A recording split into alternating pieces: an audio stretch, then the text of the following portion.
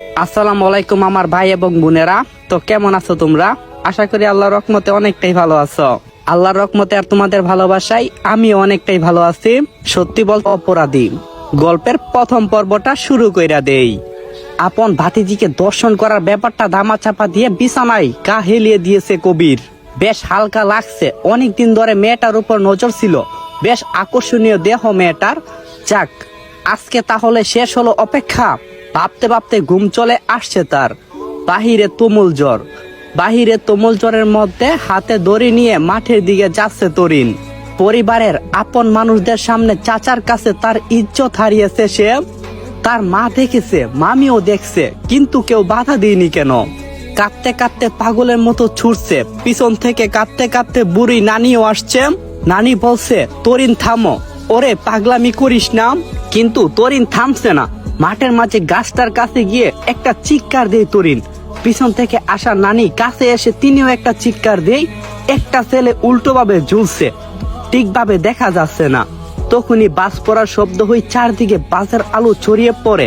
সেই আলোতে তরিন দেখে ছেলেটা ঠিকই তার দিকেই তাকিয়ে আছে।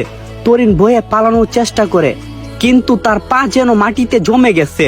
তরিন আর নানি এক জায়গায় দাঁড়িয়ে আছে, কোথাও যেতে পারছে না। কাঁদতে আছে তারা।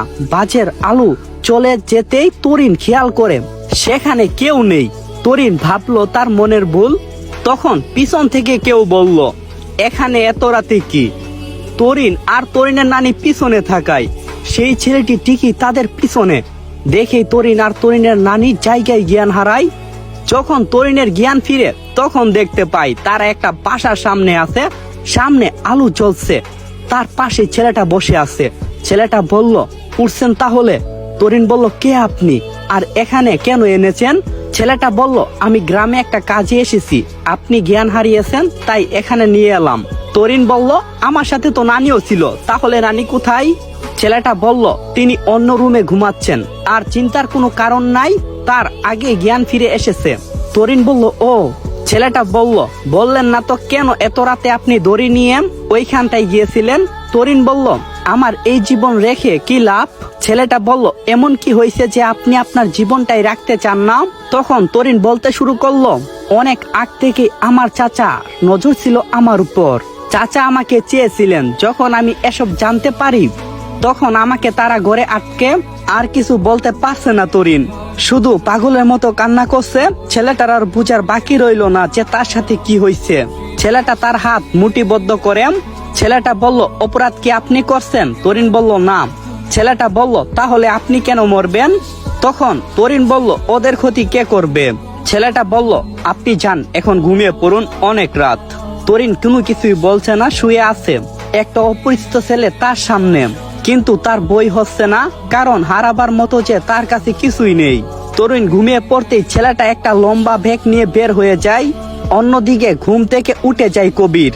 প্রকৃতির ডাকে সাড়া দিতে হবে। বাসা থেকে বের হতেই খেয়াল করে উত্তর দিকে কেউ একজন দাঁড়িয়ে আছে। কবির বলল, ওইখানে কে? অন্ধকার থেকে বলল, কবির। কবির কোনো উত্তর দেয় না। আবারও ডাক আসলো, কবির। কবির এই ডাক শুনে যেন তার হাত পা কাঁপছে, কারণ এত রাতে কে এখানে? কবির তাড়াতাড়ি প্রকৃতির ডাকে সাড়া দিয়ে বের হই। আবারও ডাক আসলো, কবির। তখন কবির একটু রাগী কণ্ঠে বলল, আরে কি হয়েছে? তখন যেন একটা চেনা কণ্ঠ বলল, চাচা এদিকে আসো। তখন কবির বলল, তরিন তুই বাহিরে? ওহ, মজা পেয়েছিস তাহলে এখন আবার, তাই তো? তখন আবারও তরিনের কণ্ঠে আওয়াজ আসলো, কবির হাসতে হাসতে অন্ধকারে হারিয়ে যায়। পরের দিন সকালে মাঠের মাঝে সেই গাছের প্রতি ডালে ডালে কবিরের দেহ বাঘ বাঘ হয়ে যেন ঝুলে আছে। এত ভয়ানক কাজ কে করতে পারে? গ্রামের মাঝে একটা প্রশ্ন, কে করলো এই কাজটা? জানতে চাইলে এই গল্পের সাথেই থাকেন। আর তরিন তো বলছিল ওদের, তার মানে কি কবির ছাড়া আরো কেউ আছে? তাহলে তাদের হাল কি কবিরের মতোই হবে নাকি অন্য কিছু? জানতে চাইলে এই গল্পের সাথেই থাকেন।